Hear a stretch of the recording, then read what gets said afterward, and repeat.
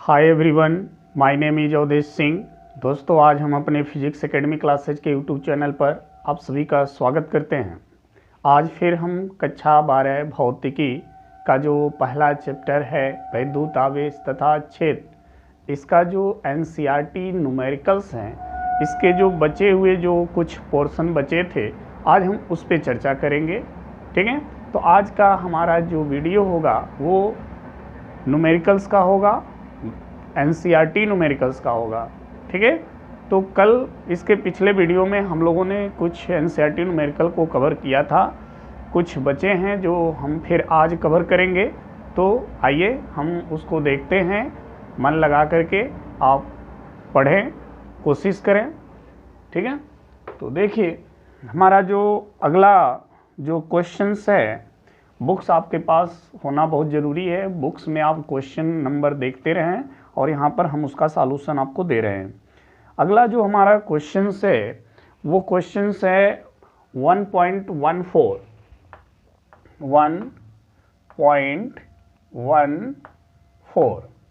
ये हमारा अगला क्वेश्चंस है। इस क्वेश्चन में दिया है, एक चित्र दिया है। चित्र हम यहाँ ड्रॉ करते हैं और समझने का कोशिश करेंगे। ये एक इस तरह से चित्र बुक्स में दिया है। ये पॉजिटिव हैं, ये सभी, यानी यहाँ पे सभी आवेश धनात्मक हैं और नीचे एक प्लेट है, इस पे सभी आवेश ऋणात्मक हैं। तो ध्यान दें, और इसमें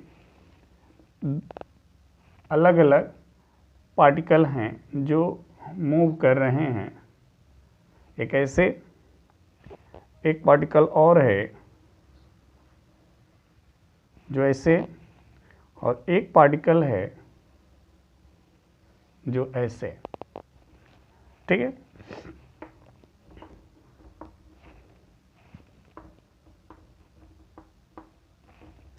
ये जो पार्टिकल है ये 1, ये जो पार्टिकल है 2, और ये जो पार्टिकल है वो 3 है। ठीक है, ध्यान दीजिए, ये x अक्ष और ये y अक्ष।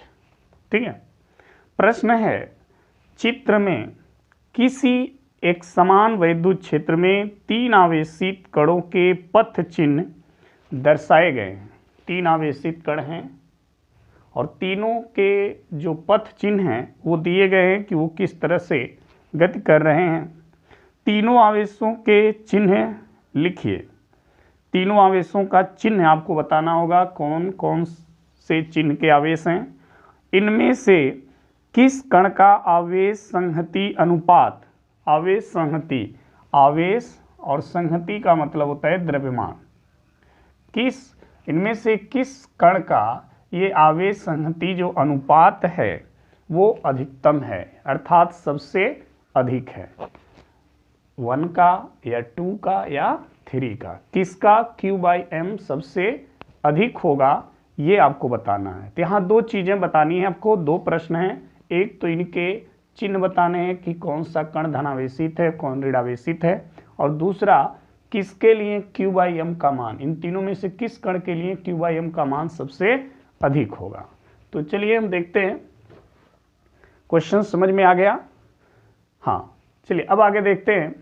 यहाँ पर पहले तो देखें, कण 1 और कण 2, ये दोनों कण इस धनावेशित प्लेट की ओर मुड़े हुए हैं, और धनावेशित प्लेट की ओर जो आवेशित कण मुड़ता है वो कौन सा कण होता है, धनावेशित तो हो नहीं सकता, क्योंकि ये धनावेशित, अगर ये भी धनावेशित होंगे तो ये इसको क्या करेगा, प्रतिकर्षित करेगा, क्योंकि आपको पता है कि समान प्रकृति के आवेश एक दूसरे को प्रतिकर्षित करते हैं। तो अगर ये प्लेट धनावेशित है तो क्लियर है कि ये जो आवेश होंगे वो धनावेशित के तरफ तभी मुड़ेंगे जब इनके आवेश ऋणात्मक हों। ठीक है, क्योंकि ये धनावेशित केवल ऋणावेशित कण को ही अपनी तरफ आकर्षित करेगा। तो क्लियर होता है कि ये और ये दोनों कण जो हैं नेगेटिव प्रकृति के होंगे, क्योंकि ये धनावेशित की ओर मुड़ रहे हैं। ठीक है, तीसरा जो कण है वो देखें, ऋणावेशित प्लेट की ओर मुड़ रहा है। इसका मतलब ये जो कण है इसकी प्रकृति क्या होगी, धनावेशित होगी, क्योंकि ऋणावेशित और धनावेशित के बीच ही अट्रैक्शन होता है। तो अगर एक ऋणावेशित दिया है तो दूसरा जो कण होगा कौन सा होगा, धनावेशित होगा। यहाँ पे धनावेशित प्लेट है, तो इधर ये दो कण मुड़ रहे हैं, इसका मतलब ये दोनों कण कैसे होंगे, ऋणावेशित होंगे। ठीक है, तो एक क्वेश्चन का तो आंसर हमको क्लियर हो गया कि इनके चिन्ह क्या होंगे। ठीक है, चलिए अब आते हैं कि किस कण का Q/M सबसे अधिक होगा। ठीक है, तो ध्यान रखें, जब कोई, पहले तो यहाँ चुंबकीय वैद्युत क्षेत्र को भी क्लियर कर लें। ये ऊपर वाली लाइन देखें धनावेशित है, नीचे वाली ऋणावेशित, इसका मतलब वैद्युत क्षेत्र की दिशा क्या होती है, धनावेश से ऋणावेश की ओर, ऐसे। ठीक है, वैद्युत क्षेत्र की दिशा धन से ऋण की ओर ऐसे है, और इस दिशा के सीधे लंबवत ये तीनों कण क्या कर रहे हैं, गति कर रहे हैं। यानी किसी वैद्युत क्षेत्र में क्षेत्र के लंबवत कोई कण गति करता है तो उसके विस्थापन का जो समीकरण होता है, यहां देख लें, किसी वैद्युत क्षेत्र में क्षेत्र के लंबवत, किसी वैद्युत क्षेत्र में क्षेत्र के लंबवत गतिशील आवेशित कण का जो पार्श्विक विस्थापन होता है, पार्श्विक विस्थापन वो कितना होता है, y = होता है QE/2m Vx का स्क्वायर इंटू x का स्क्वायर। ये उसका फॉर्मूला है। ठीक है, ये अगर कोई आवेशित कण किसी वैद्युत क्षेत्र में अगर क्षेत्र के लंबवत गति करता है तो उसके पार्श्विक विस्थापन का जो समीकरण है वो ये होता है। ठीक है, अब इसमें देखिए सभी जो कण हैं, x जो है, जो x है वो x अक्ष के दिशा में सभी कणों का विस्थापन है। Vx जो है सभी कणों का x अक्ष के दिशा में वेग है, यानी सभी कण समान वेग से चल रहे हैं, सभी कण x अक्ष के दिशा में समान विस्थापन हो रहे हैं। तो यहाँ पर ये भी कांस्टेंट हो गया, Vx भी कांस्टेंट हो गया, द्रव्यमान कांस्टेंट है, E कांस्टेंट है क्योंकि एक समान वैद्युत क्षेत्र है, तो E कांस्टेंट, X कांस्टेंट और x कांस्टेंट। तो बचा क्या, ध्यान दीजिएगा, यहाँ एक लाइन हम लिखते हैं, जहां x अक्ष के दिशा में विस्थापन तथा Vx x अक्ष के दिशा में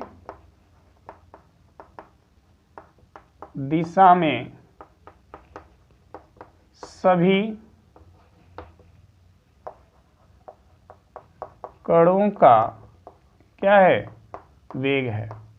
यानी सभी कण x अक्ष के दिशा में समान वेग से चल रहे हैं, सभी कणों का x अक्ष के दिशा में विस्थापन बराबर है। तो जब x विस्थापन भी बराबर है, उनके वेग बराबर है, इसका मतलब x और Vx क्या है, नियत है, सभी कणों के लिए वही है। तो जो सभी कणों के लिए लागू होता है वो क्या होता है, नियत हो जाता है। ठीक है, तो Vx और x ये नियत हैं। तो हमारे पास बचा क्या, देखें, E नियत है क्योंकि E जो वैद्युत क्षेत्र और सभी कणों के लिए कई वैद्युत क्षेत्र है, तो E नियत हो गया। ठीक है,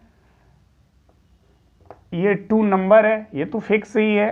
Vx नियत है, एक्स स्क्वायर भी नियत है, तो हमारे पास जो नियत है उन सबको एक ब्रैकेट में कर लिया, और जो बचा है क्यू बाई क्या बचा एम।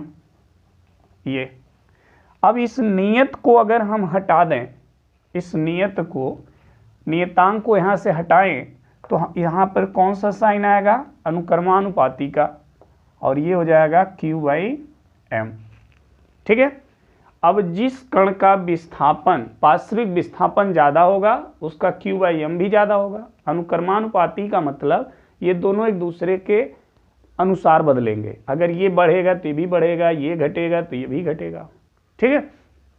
तो आप देखें, अगर y जिसका ज़्यादा होगा, जिस कण का y अक्ष के दिशा में जिसका विस्थापन सबसे ज़्यादा होगा उसका क्यू बाई एम भी सबसे ज़्यादा होगा। ठीक है। तो यहाँ पे देखें, इन तीनों कणों में से ये y अक्ष है, y अक्ष के दिशा में अब अपना सबसे ज़्यादा विस्थापन किसका हुआ है। देखें, सभी x अक्ष के दिशा में आ रहे थे, सबको अगर x अक्ष के दिशा में ऐसे देखें तो ये कण x अक्ष के दिशा में इतना विस्थापन, x अक्ष से y अक्ष के दिशा में इतना विस्थापन हुआ, ये कण y अक्ष के दिशा में इतना विस्थापन हुआ। अगर इस कण को देखें तो y अक्ष की दिशा में सबसे ज़्यादा विस्थापन हुआ है। ठीक है।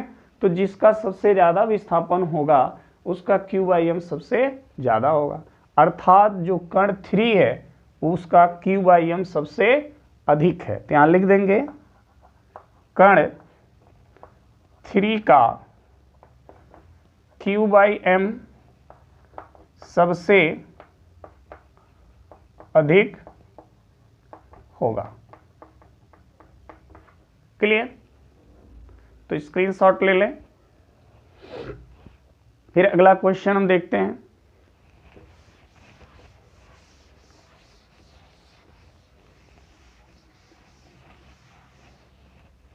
चलिए, अगला जो प्रश्न हमारा है वो है 1.15। ये प्रश्न है, एक समान वैद्युत क्षेत्र, एक वैद्युत क्षेत्र दिया है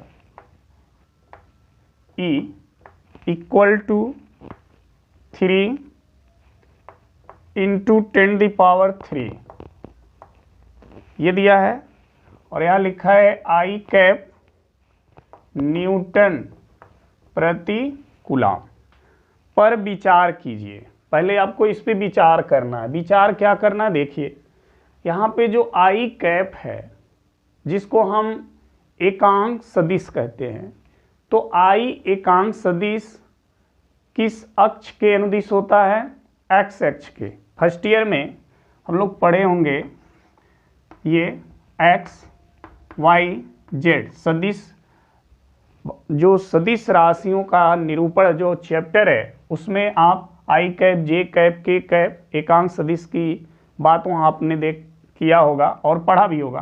तो x अक्ष के अनुदिश जो एकांक सदिश होता है वो होता है K कैप, y अक्ष के अनुदिश जो एकांक सदिश होता है J कैप, और z अक्ष के अनुदिश जो एकांक सदिश होता है K कैप। ठीक है। तो यहाँ पर I कैप ये प्रदर्शित करता है कि वैद्युत क्षेत्र की दिशा किसके अनुदिश है, x अक्ष के अनुदिश है।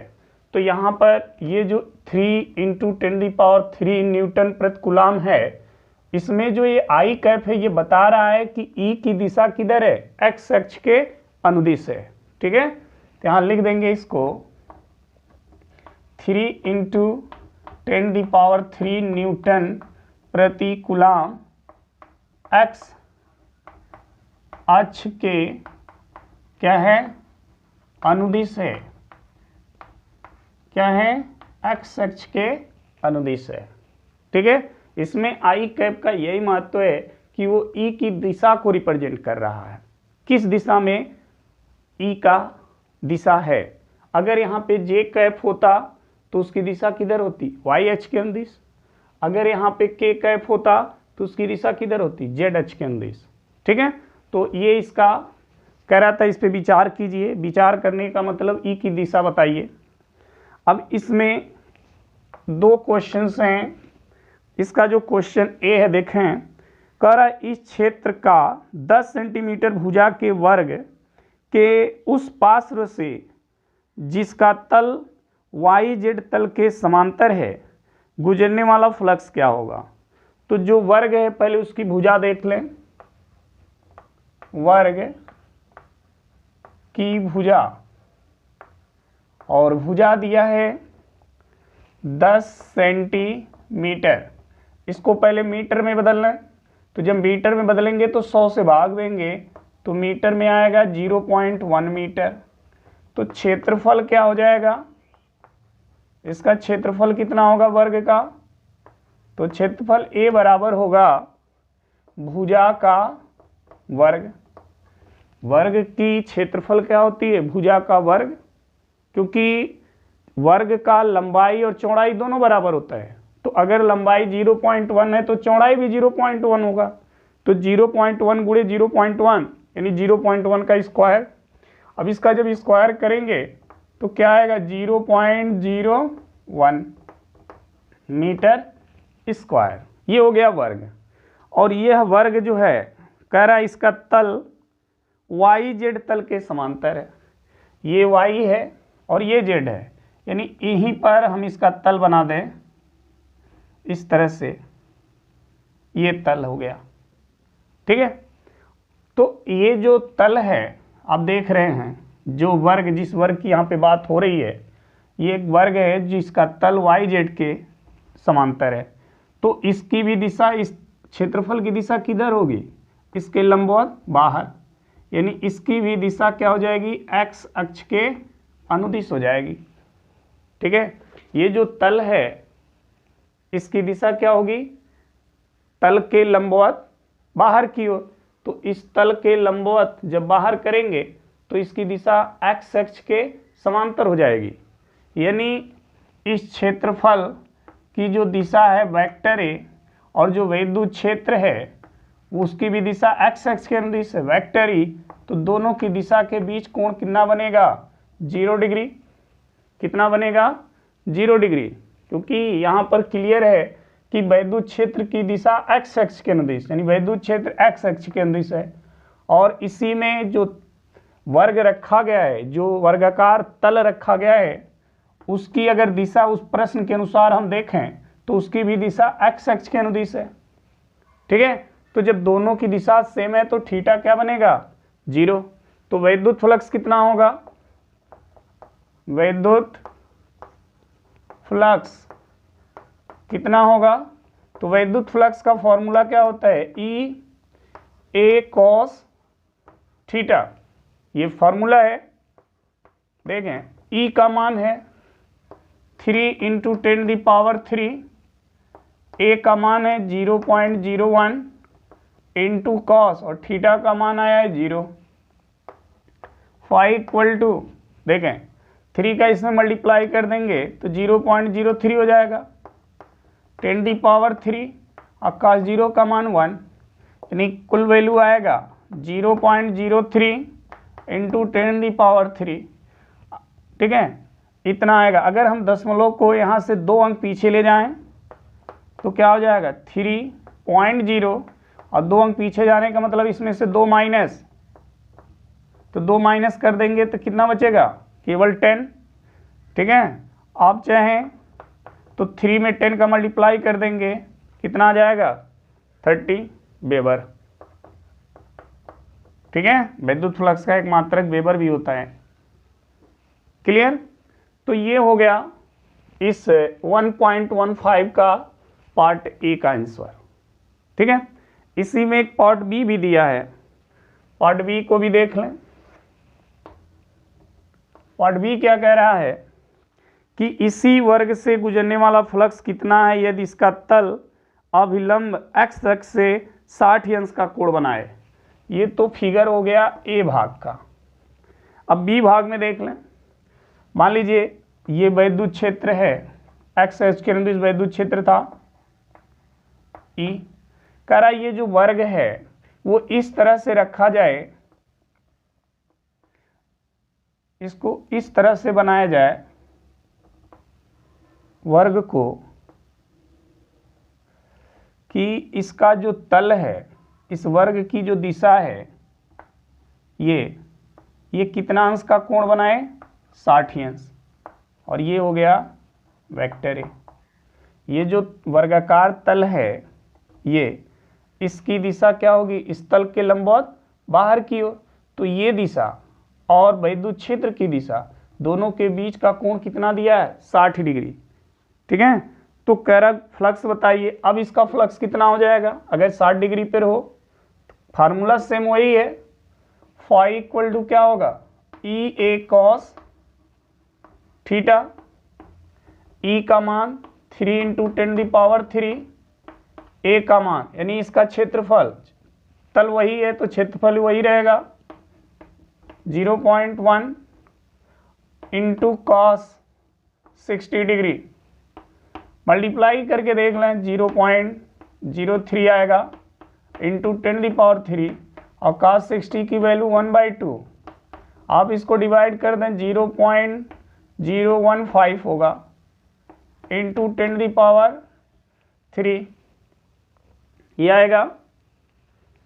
ठीक है, अब देखें दशमलव को 2 अंक पीछे ले जाएं तो 1.5, 2 अंक पीछे ले जाएंगे तो, और यहाँ क्या बचेगा 10, क्योंकि 2 अंक पीछे जाने का मतलब 2 माइनस इस पर हो जाएगा।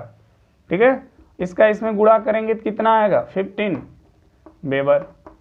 तो इससे गुजरने वाला जो विद्युत फ्लक्स होगा उसका मान हो जाएगा 15 वेबर। क्लियर, तो ये 1.15 का बी पार्ट हो गया, स्क्रीनशॉट कर लें। ठीक है, आगे बढ़ते हैं।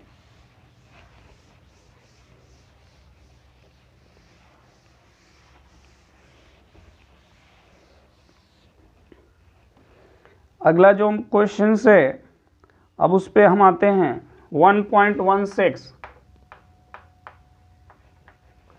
1.16 में कह रहा है कि अभ्यास 1.15 यानी जो अभी पिछला क्वेश्चन हमने पढ़ा है उसकी बात कर रहा है कि एक समान विद्युत क्षेत्र में, अर्थात जो विद्युत क्षेत्र 1.15 है, क्वेश्चन नंबर 1.15 जो अभी हमने सॉल्व किया है उसमें जो विद्युत क्षेत्र दिया है वही विद्युत क्षेत्र इसमें भी मान्य है। ठीक है, तो E बराबर कितना दिया था, 3 × 10⁸ न्यूटन प्रति कूलाम, और इसकी दिशा किधर थी, एक्स अक्ष के अनुदिश। आई कैप रिप्रेजेंट कर रहा था एक्स अक्ष के अनुदिश इसकी दिशा। ठीक है, तो दिशा याद रखिएगा। कह रहा है विद्युत क्षेत्र का 20 सेंटीमीटर भुजा के किसी घन से अभिविन्यासित है कि उनके फलक निर्देशांक तलों के समांतर है, कितना नेट फ्लक्स गुजरेगा। तो देखें एक घन है, समझिएगा इस प्रश्न को, घन इस तरह से घन है,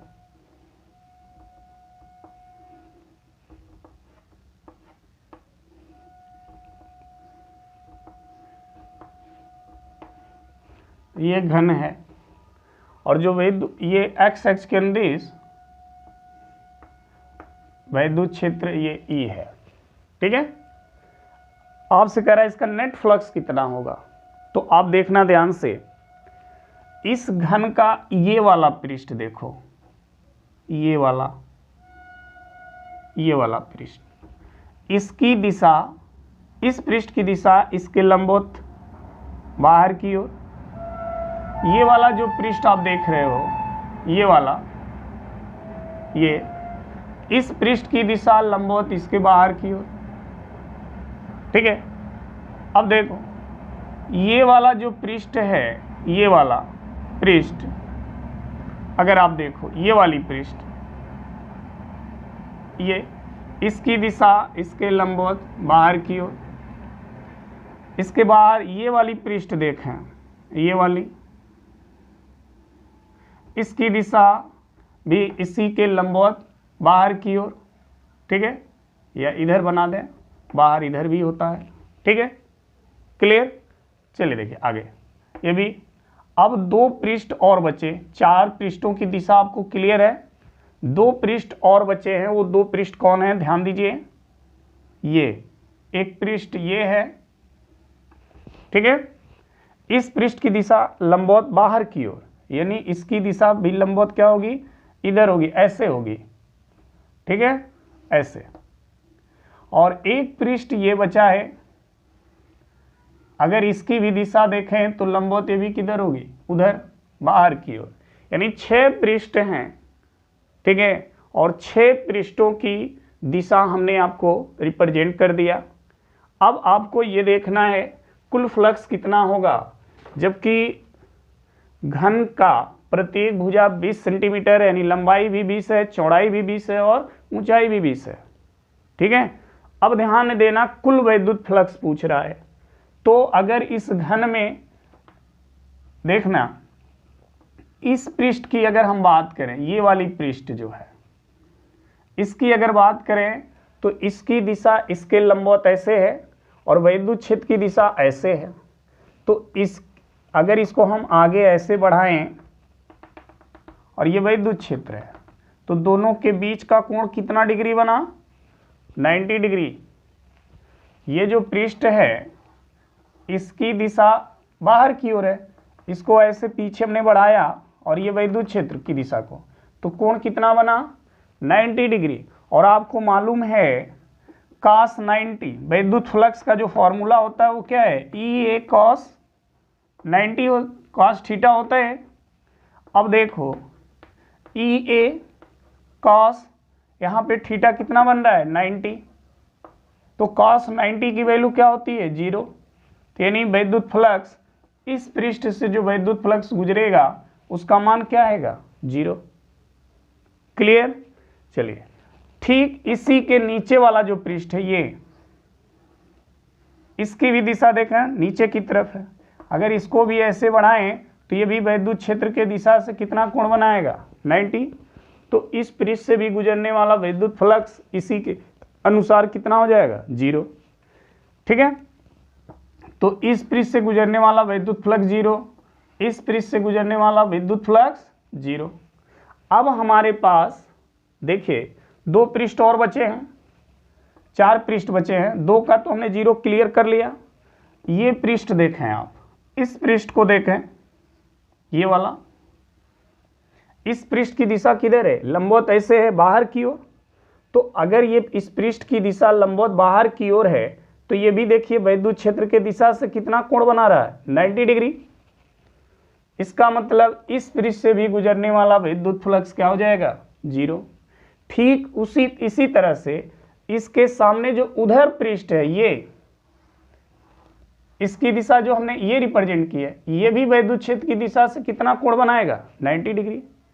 यानी इस पृष्ठ से भी गुजरने वाला विद्युत फ्लक्स 0, इस पृष्ठ से भी गुजरने वाला विद्युत फ्लक्स 0।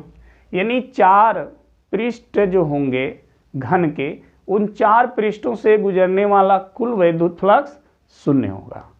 अब यहाँ पे 2 पृष्ठ और बचे हैं, वो 2 पृष्ठ देखें कौन है। एक पृष्ठ ये है और एक पृष्ठ ये है, ये 2 बचे हैं।